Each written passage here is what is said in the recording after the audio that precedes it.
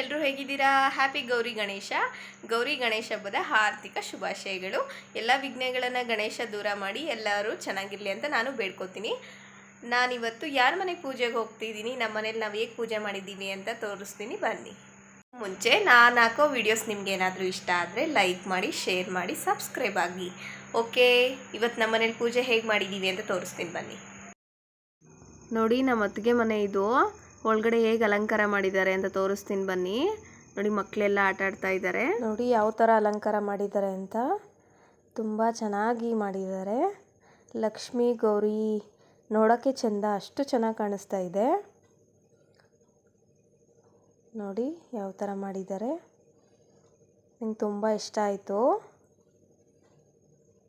ಪ್ರತಿಯೊಂದು ಅಷ್ಟೇ ಎಷ್ಟು ಚೆನ್ನಾಗಿ ಕಾಣಿಸ್ತಾ ಇದೆ ಅಂದರೆ ತುಂಬ ಚೆನ್ನಾಗಿ ಕಾಣಿಸ್ತಾ ಇದೆ. ಗಣೇಶ ಇವ್ರು ನಮ್ಮ ಅಕ್ಕೆ ದೇವರ ಅಲಂಕಾರ ಎಲ್ಲ ಮಾಡಿರೋದು ಇವರೇನೆ. ನೋಡಿ ಎಷ್ಟು ಚೆನ್ನಾಗಿ ಮಾಡಿದ್ದಾರೆ. ನೋಡೋಕ್ಕೂ ಅಷ್ಟೇ ಬ್ಯೂಟಿಫುಲ್ ಆಗಿದ್ದಾರೆ. ಎಲ್ಲ ರೀತಿಲಿ ಗೈಡೆನ್ಸ್ ಮಾಡೋದು, ಬುದ್ಧಿವಾದ ಹೇಳೋದು ಎಲ್ಲ ಇವರೇನೆ ನನಗೆ. ನೋಡಿ ಎಷ್ಟು ಚೆನ್ನಾಗಿದ್ದಾರೆ ಅಂತ. ದೇವರ ಅಲಂಕಾರನೂ ಅಷ್ಟೇ ಚೆನ್ನಾಗಿ ಮಾಡಿದ್ದಾರೆ.